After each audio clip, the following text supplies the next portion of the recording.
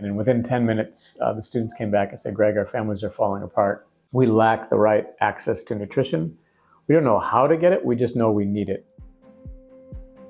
Greg Pavett, founder, executive director of the Humanity Alliance. Big focus on human and unity. And then the Alliance piece came to us through prayer of actually collaborating with multiple organizations to serve at the highest level. By no accident, we were inspired and led by a group of high school students. These were high school students, about 15 high school students at Venture Academy in Minneapolis. They're building the entrepreneurs of tomorrow. And so as an entrepreneur, I said, well, let's get the group together and see what they want to work on. The easiest way to do that for us was to ask them, what causes you the most pain? So we rolled out a blank piece of paper, very simple, a couple markers and Post-it notes. And within 10 minutes, the students came back and said, Greg, our families are falling apart. We lack the right access to nutrition. We don't know how to get it, we just know we need it. We were led and inspired to be focused on access, and we're using excess capacity to serve at that highest level with that love and dignity that we were taught. On the for-profit side, I'd spent a lot of time and was super excited about what we call disruptive innovation. So those are new ideas, new products that step into spaces that have been around for a long time. And those new ideas and products we call disrupt or change the trajectory or the way a current business is being done. We saw this big gap between access to nutrition and chronic disease. If you look at the space in the nonprofit space, it is the most well-studied, best-intentioned place I've ever seen with some of the poorest outcomes. And so we stepped into that with the right intentions, but with the ability and the desire to measure the outcomes. And the outcomes here are around diabetes, cardiovascular disease.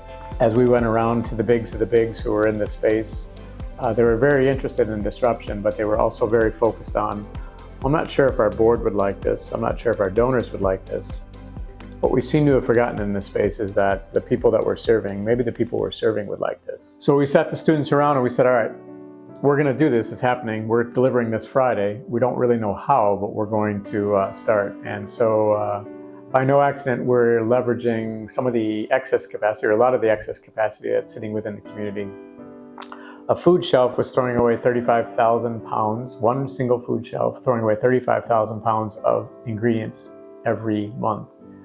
We were able to rescue those ingredients before they were going to be thrown away and turn them into high quality meals. So this excess capacity is where we've stepped into as a way to serve at the highest level.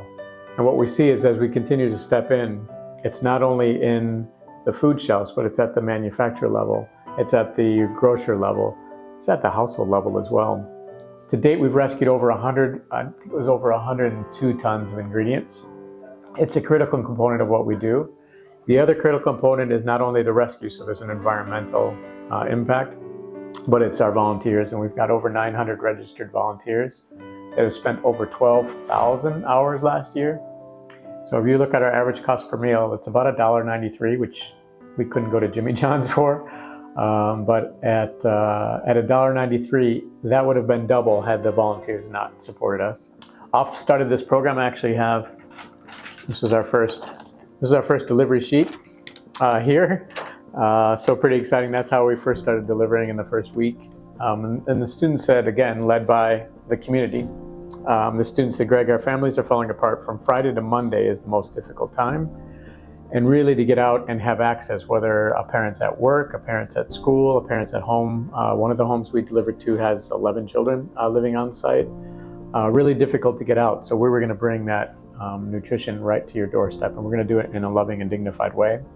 I think I have a bag close by, but it comes in a nice bag that looks like we care, and it doesn't look like you're in some kind of trauma or some kind of emergency or some kind of crisis.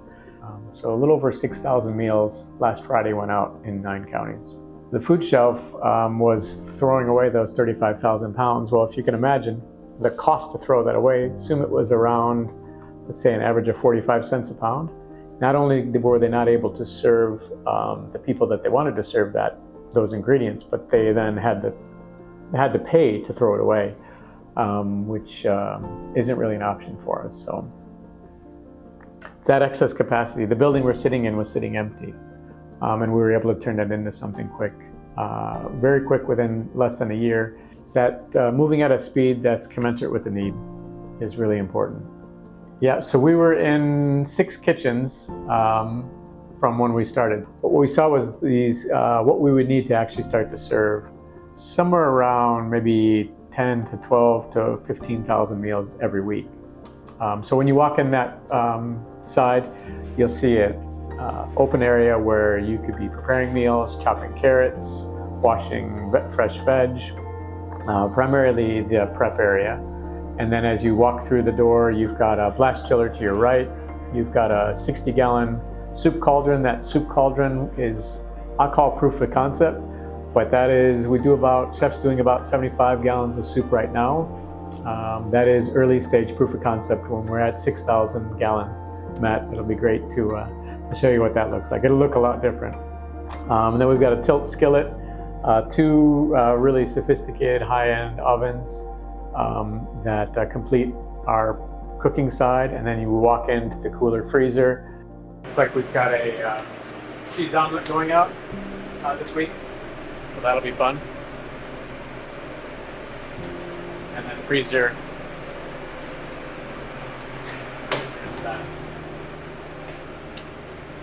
But everything in here has been rescued, which is amazing.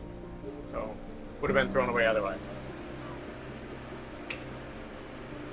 Wednesday we'll have more. Bags will be done Thursday. Friday they get delivered. And then out the back door, and those meals go out. We've got 26 routes that deliver to 9 counties, over 6,000 meals every Friday.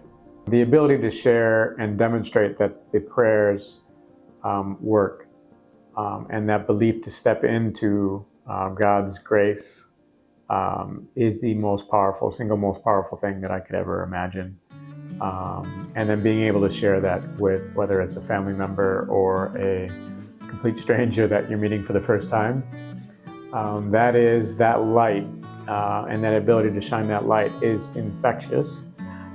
It then makes those relationships that much stronger, that much more powerful. A lot of people refer to it as a kingdom builder, Matt. And so as you're thinking about heaven on earth, which we better be thinking about, that is heaven on earth, and we can create it. And giving people the tools to be able to create that themselves is off the charts powerful. So we're blessed. Doesn't mean it's not going to be difficult, doesn't mean it's not hard, but it's actually more difficult not to do that work. And I'm reminded of that probably every second of every day. So because while we celebrate 6,000 meals being delivered on a Friday, the real gap is 50,000. So for every one we deliver, we're still missing 8. And so while it would be really comfortable to say, hey, we've got Unity Lodge, this is great, aren't we great? Look at all this food we prepare and deliver. The reality is, wow, we're just getting started. So how do we make sure that we're educating and informing in a way that people understand not everybody will go to a home tonight. And most of the people sitting around the table are going to a home and have a meal, or can stop at the local grocery store to pick up their meal. People that we're serving, they don't have that option. They just had some kind of event in their life that is preventing them from working, which is preventing them from going to the store, which is preventing them from having a supportive or stable housing.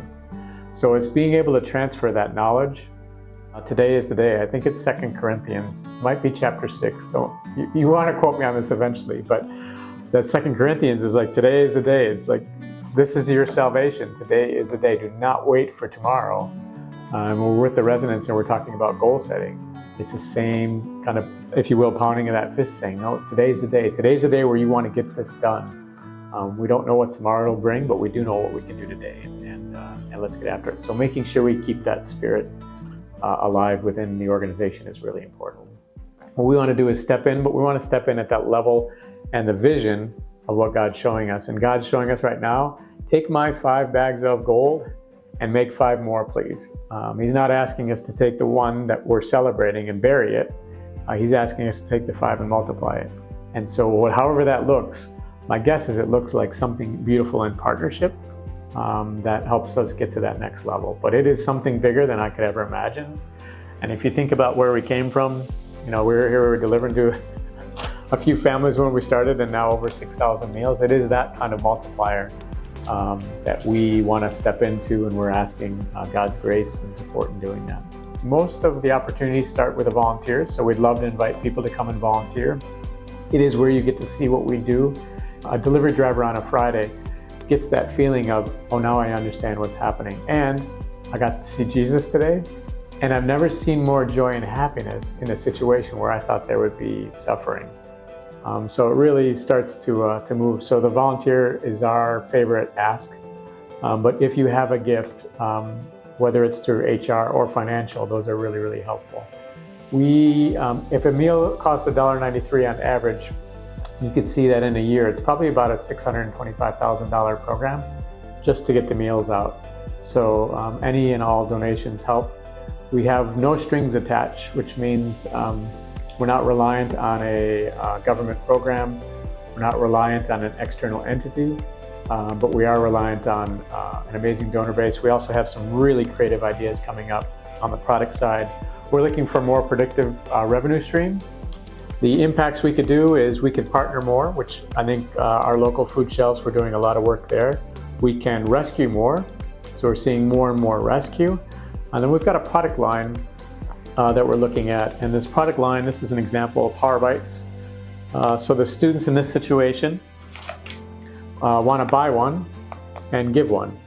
So the example here would be, I can buy a Power Bite. This has all the protein that I need to get my day started, or let's say in the afternoon where I need my day to continue. And I could also decide to give one, and that give one helps somebody within the community. If you bought one at $2.50 and you gave one at $2.50, you're really giving somebody a meal. And so again, inspired and led by the students, we're going to see how that goes.